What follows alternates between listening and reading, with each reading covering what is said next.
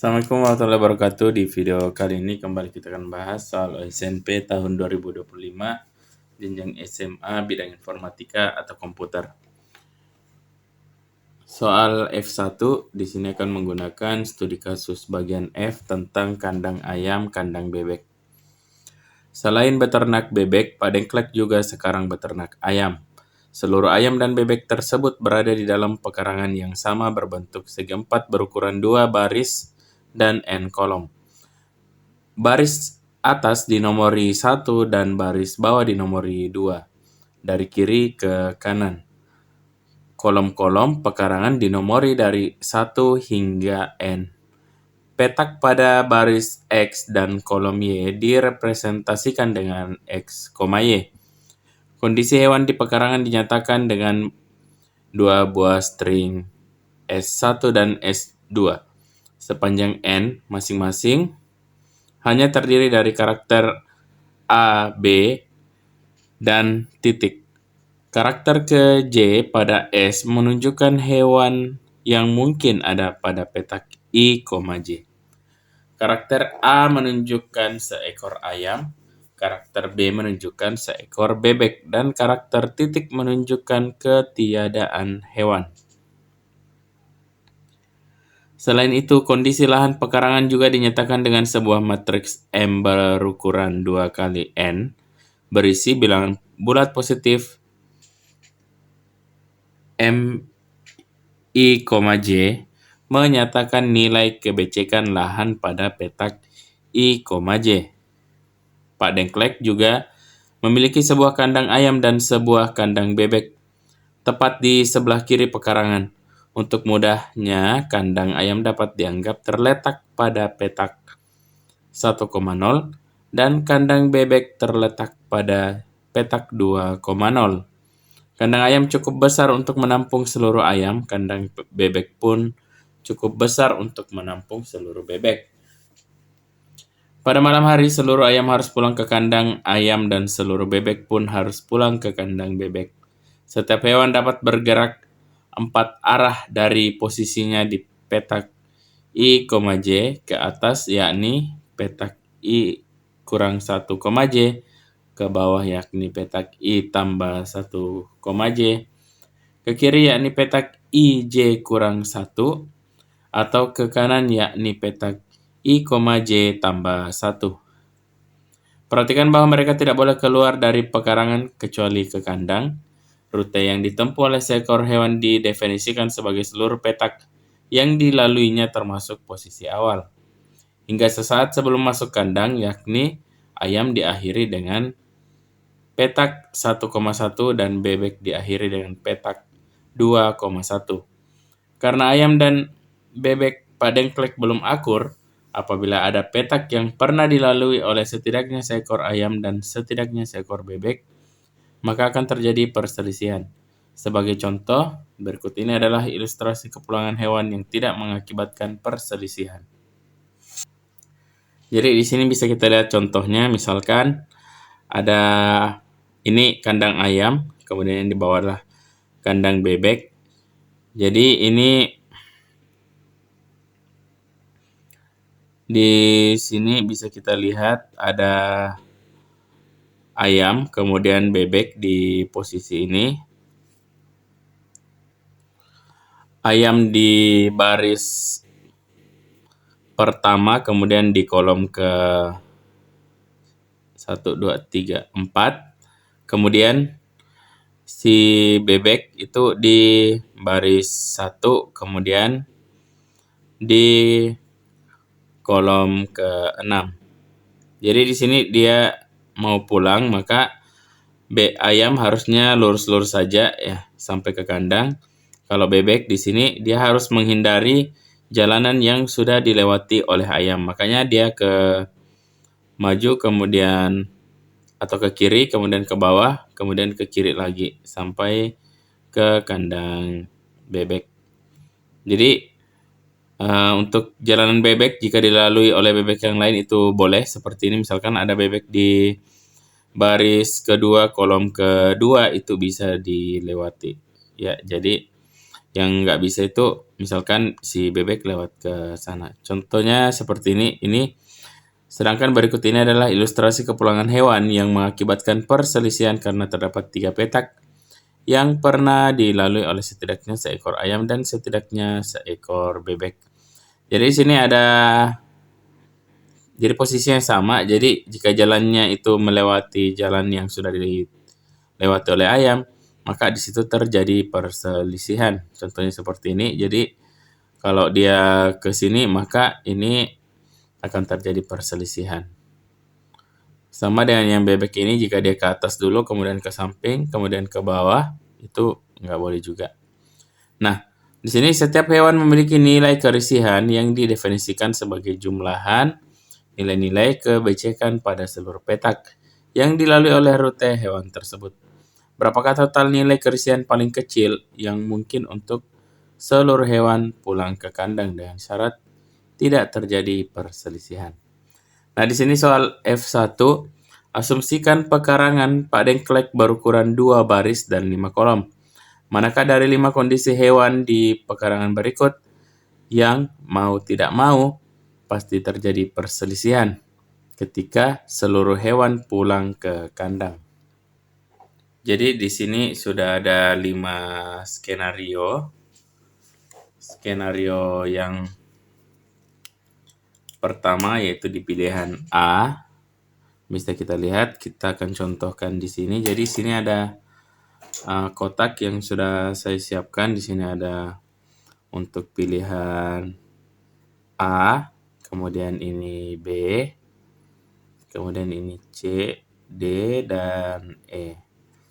Jadi kita isi masing-masing posisi bebek dan ayamnya. Misalkan di sini. Jadi di sini adalah kandangnya, ya. Jadi di sini ada kandang ayam. Sini kandang ayam.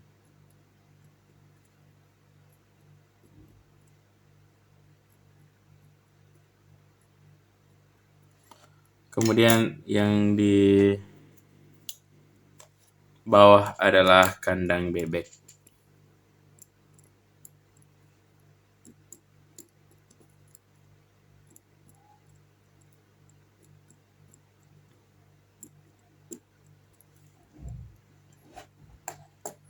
Nah, jadi di sini kita isi posisi masing-masing. Misalkan di sini ini adalah terdiri dari 2 baris, jadi baris pertama dan kedua. Jadi untuk yang pilihan A, ayam itu berada di sini ya, 1,5. Berarti ayamnya ada di baris pertama, kemudian kolom kelima, jadi ayamnya ada di sini. Jadi sekali lagi ini baris ya. Kemudian yang ini kolom.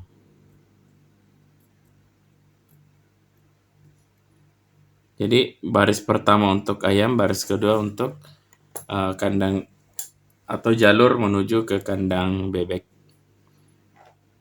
Kemudian bebek di 2,1 berarti di sini ya. Bebek. Kemudian bisa kita isi dulu lagi yang lainnya ya. Untuk yang B itu ayam di 1,2. Berarti ayamnya di sini. Kemudian bebeknya di 1,4. Bebek di sini. Kemudian lagi ayam berada di 2,5 berarti di sini. Lalu bebeknya ada di 2,4. Untuk pilihan D, ayam di petak 1,2. Jadi ayam di sini, kemudian bebek di sini 2,4. Yang terakhir ayam di 1,4. Kemudian bebeknya di 1,2. Ya, jadi bisa kita lihat di sini Untuk yang ayam atau di pilihan A dulu ya, pilihan A dulu. Untuk yang ayam supaya dia bisa pulang ke kandangnya, maka dia bisa lewat sini ya.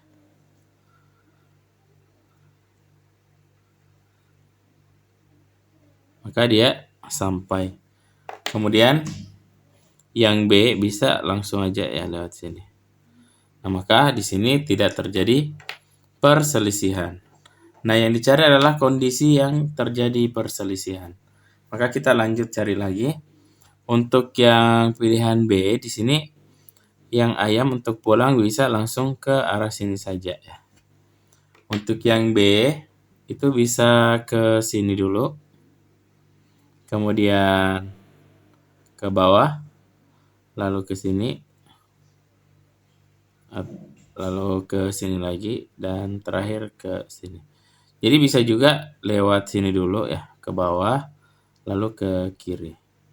Yang penting dia tidak lewat ke jalur yang dilewati ayam. Maka di sini juga tidak terjadi perselisihan.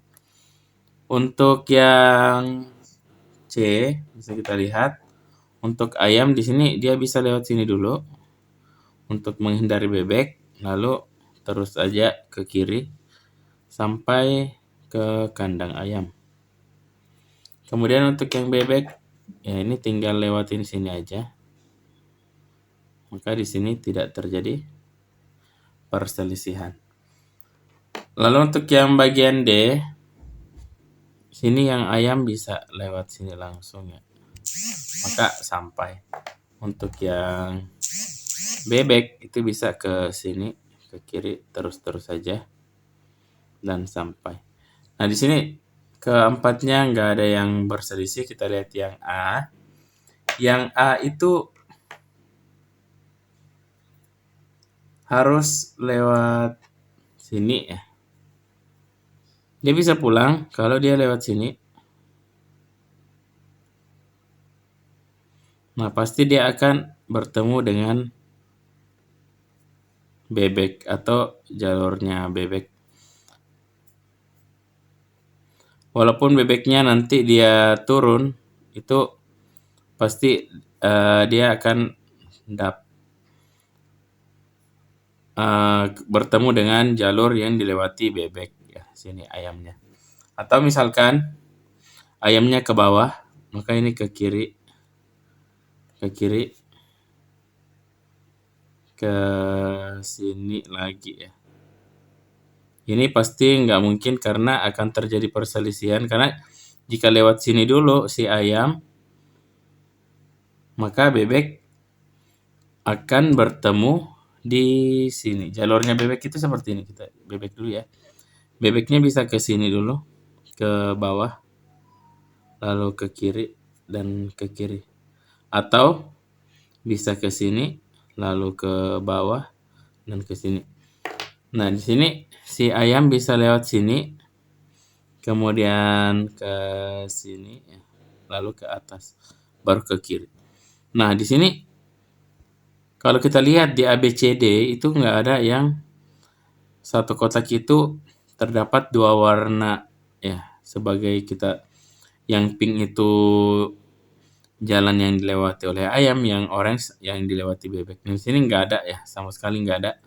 Nah, yang ini itu pasti yang di kotak atau di kolom ke 2,2 baris kedua pasti akan ketemu, atau di sini juga ya, atau di sini. Jadi ada dua warna ini yang menandakan akan terjadi perselisihan. Maka di sini pasti terjadi perselisihan dimanapun rute yang dilewati oleh si bebek atau si ayam. Maka jawabannya adalah yang E. Oke, kalau ada cara yang lebih cepat atau ada jawaban yang lebih tepat dan masih ada pembahasan yang masih membingungkan, silahkan tulis di kolom komentar. Sampai jumpa di pembahasan soal berikutnya.